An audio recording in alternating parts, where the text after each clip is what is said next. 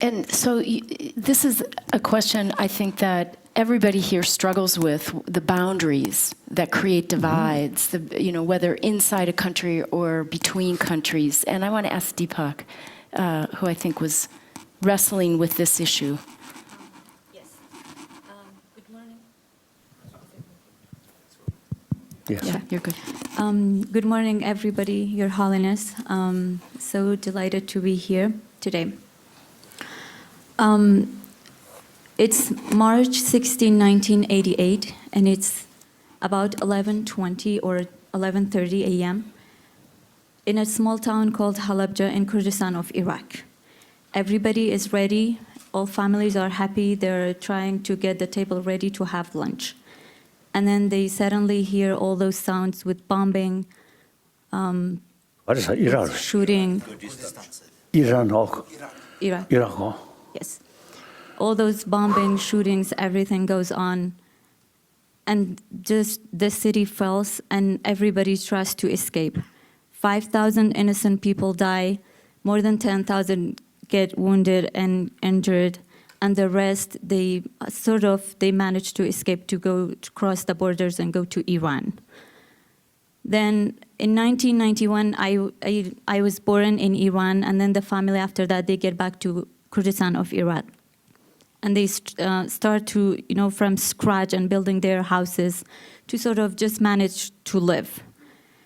And then everything a bit goes well until 2014. People were living peacefully until 2014 and the emergence of ISIS, Daesh.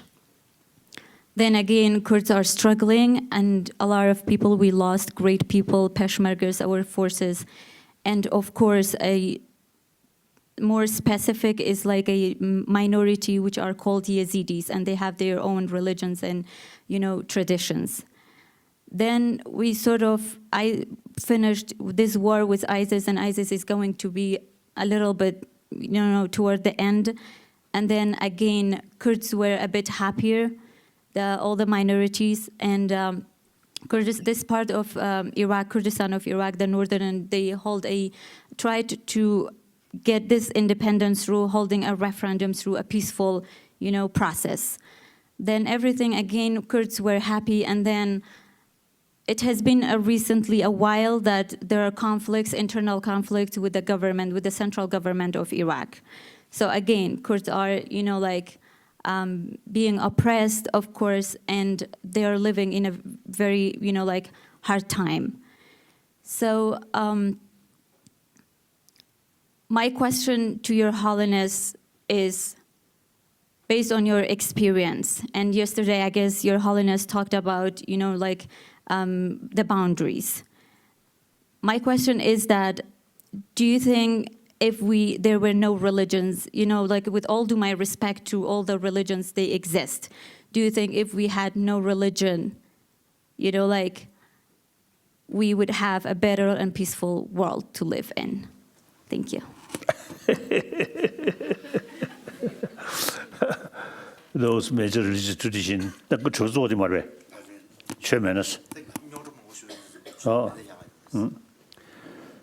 So sometimes we really feel, without religion, maybe less problem. But other hand, over, I think, few thousand years in this country, 장진바 그것이 동다 숨쉬지. 4,000 years. Homegrown religion in this country, Sangha philosophy. Then from that, many different little differences, the different sort of school of thought develop. Then about 2,700 maybe, the Jainism. Then 2,600 Buddhism come. And then around that period, Zoroastrianism from ancient Persia, Iran. Then Zoroastrianism. Then also the Judaism, Christianity, and then Islam. So all major world traditions live together on this planet, on this country. So basically, and then I really admire the Guru Nanak. Which century? Oh, and that is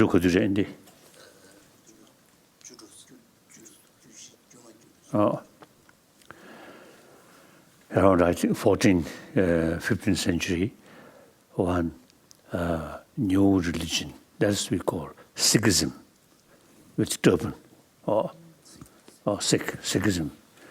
The founder of Sikhism, Guru Nanak, the family background Hindu, but he took pilgrimage to Mecca in order to show respect and trying to promote religious harmony.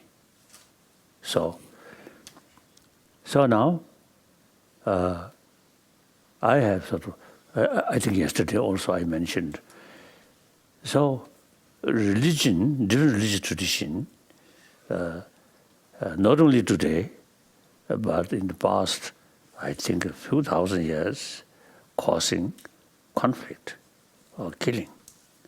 On the other hand, among 7 billion human beings, around 6 billion believer and follower of Catholic, about 1 billion. Then Muslim also around 1 billion. Then Hindu, a few years ago they say about 600 to 700 millions. Then Buddhist population, a few hundred millions. Now today, China, the Buddhist population rapidly increase. So now China alone, about 400 millions of Buddhists. Then Burma, Sri Lanka, Thailand, a few hundred, I think. Consider that. Few hundred, is it? I think a few hundred millions maybe. So then Judaism and some other tradition, these will remain and get benefit to many people. So now, see, I think that the reality, different religious tradition will remain. Few of us complain, will not affect much. So major religious tradition will remain. Now the important, why India? These different religious traditions live together harmoniously. So we should learn from their experience. So there's more wider contact. So that happened. So these mainly in Muslim countries, a little bit isolated, in Arab, isolated. So as yesterday, I think I mentioned, concept of one truth, one religion. Like the more hardliner Muslim, just one truth, Allah. It's a non-believer about Islam. You see, what to eliminate. So some of the Buddhist prayer also is some in the Tibetan, each religious tradition, including Buddhism, also is some kind of sort of prayer, or that those people who harming Buddha Dharma should eliminate. But just fortunately, just a word prayer, not action. So some religious follower, I think, more serious what they believe, implement. So therefore, you see, with the concept of one religion, one truth, then these ISSRA, so these hardliner, they happen. So I think these can reduce only through contact. That's why I mentioned, you see, eventually our organization should include some Indian. Then, you see, visit your group, different places, and let them say how build religious harmony in this country. Not just a word, but practice that. That also not a political reason. Over, I think, almost 3,000 years, you see that harmony develop and maintain. So eventually, I practice is one thing since I think 1975, pilgrimage with group of people who follow different religious tradition. We together, you see, visit or pilgrimage, right? Different temple. I started this 1975 at Sarnath.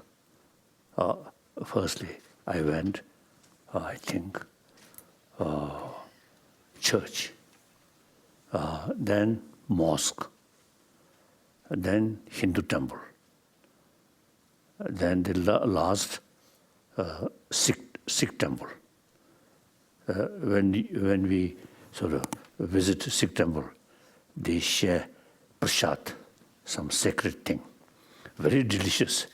So I also at that time a little bit hungry. So that prasad, very, very, because of delicious, and with that, great blessing.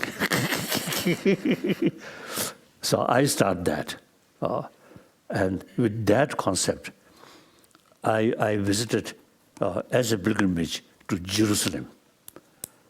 Firstly, Wailing Wall with Jewish practitioner together. They pray, and I with them respect. Then ancient, because of the Syrian Christian Orthodox church there, I visited there. Then the because of rock, holy rock, where Muhammad Kare didn't preach Messiah.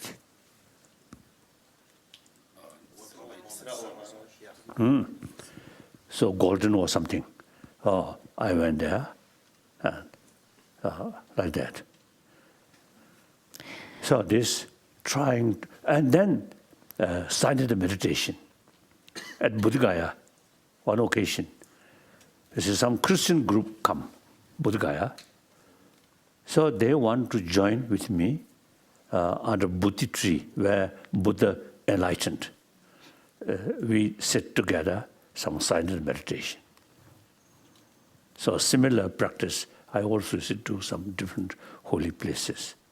And then, Kasachik Sarandi.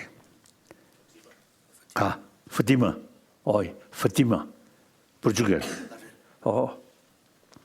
This is same practice.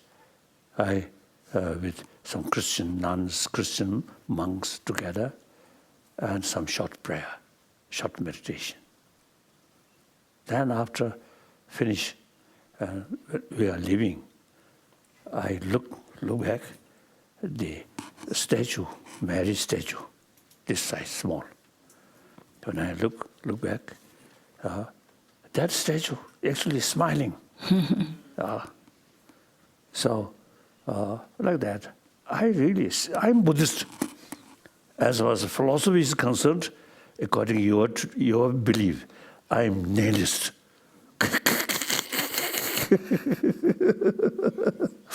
And then also with Hindus, you see, I think rest of the whole religious tradition, you accept the concept of soul. So Buddhists do not accept that. So from that viewpoint also, I'm nihilist. But nihilist, very sincere human being. like that. So therefore, you see, in the philosophical field, there's big differences. But that's different matter. But we all carry the same message, message of love. Like that. So in any way, in the philosophical field, there's differences. That's necessary. And all different sort of philosophy, what's the goal? Same goal. To build peace, inner peace. That through inner peace, peaceful family, peaceful society. And not only just peace, absence of violence, not only that, but you see, keep a moral principle. Wonderful. Rinpoche, I think you wanted to add to that. Okay. Oh, yes. I wanted just to share with you that I also used to ask this question, why all the different traditions of religion must be do away in order to make more cohesive society. And this question I used to discuss with many of my religious friends. But finally, I realized that our approach to the religion is a little inadequate. Actually, the religiousness and religiosity and religionism, there are three parts which are involved when religions are become institutionalized. So at this moment, actually, the religiousness is almost disappeared. There's no sincere religion practitioners remain. For example, the Buddhist people. Severe. Yes, much reduced. Much reduced. Very few serious practitioners. Oh, yes. For example, we Buddhists, if any sincere Buddhist, he or she must be completely non-violent. But if we try to find a Buddhist completely non-violent, or some Buddhist before whom we use some harsh words for Buddha or Buddha Dharma, he or the person must react with anger, not with compassionate. This is the symbol of disappearance of the religiousness, and only the institutions and name are remained. And particularly today we are use the religious intolerance. This is absolutely meaningless word. If someone has a religious mind, he or she must be tolerant. If someone is intolerant, that is the highest evidence the person is not a religious minded. And similarly, we use the tolerance of religion. And that is also wrong. We have to respect to the religions, not to tolerate. To be tolerant is something unacceptable, but I tolerate it. So this is also a wrong expression. But our common approach to the different religions are we are only referring to the religionism only. So therefore, what we should do is we must try to reduce the religiosity and religionism, and to improve or to increase the religiousness, and everybody do the sincere practice of his or her own religion, and in that way the disharmonies will not be allowed by any religion. Thank you. Very good. Wonderful. Thank you. Tea break. Uh-huh. Oh, So we'll tea take a break. tea break.